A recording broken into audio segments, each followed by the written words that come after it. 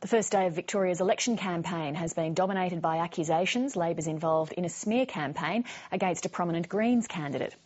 Barrister Brian Walters is considered a strong chance of winning the marginal seat of Melbourne from Labor. On the weekend, he was branded a hypocrite for representing a mining company. In turn, Labor's been accused of anti-Semitic slurs against Mr Walters over the fact he once represented an accused Nazi war criminal. Hamish Fitzsimmons reports. As John Brumby was bricking up Labor's chances, his party was being accused of throwing dirt after stories surfaced that a prominent Greens candidate and barrister had once represented a coal company in court and acted for an old Nazi. Brian Walters SC says the stories show Labor's desperation to hang on to the inner city seat of Melbourne, which it holds by just 2%. People are very concerned about the way this government has been behaving and its lack of transparency, its lack of accountability, and they want to see that brought back into government. So it has backfired. Labor Minister Bronwyn Pike is sticking to her story, having accused Mr Walters of representing a coal mining company in a WorkSafe case while publicly attacking the pollution record of the national coal industry. People do have choices, and I think that when people are so prominent in their criticism of a particular industry, then it does seem somewhat hypocritical that then that becomes the industry that they are representing and supporting.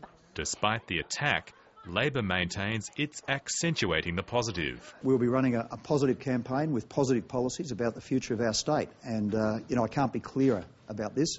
Labor's also accused of implying Mr Walters is anti-Semitic by highlighting his representation of alleged Nazi war criminal Conrad Collage.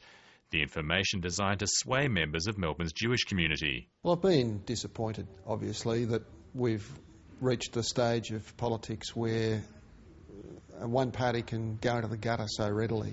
The attacks have appalled many in Melbourne's legal community, which points out barristers are ethically bound to take cases, regardless of whether they agree with the client or not. You don't have any choice. You have to act for someone if you are available. It's in an area in which you practice, and you're not embarrassed because you know somebody involved in the case.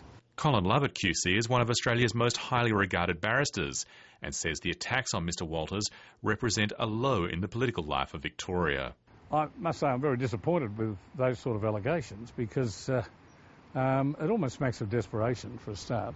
Labor is clearly worried about the Greens' prospects in at least 3 Labor-held inner-city seats, especially after the Greens won the federal seat of Melbourne in August after the retirement of Lindsay Tanner.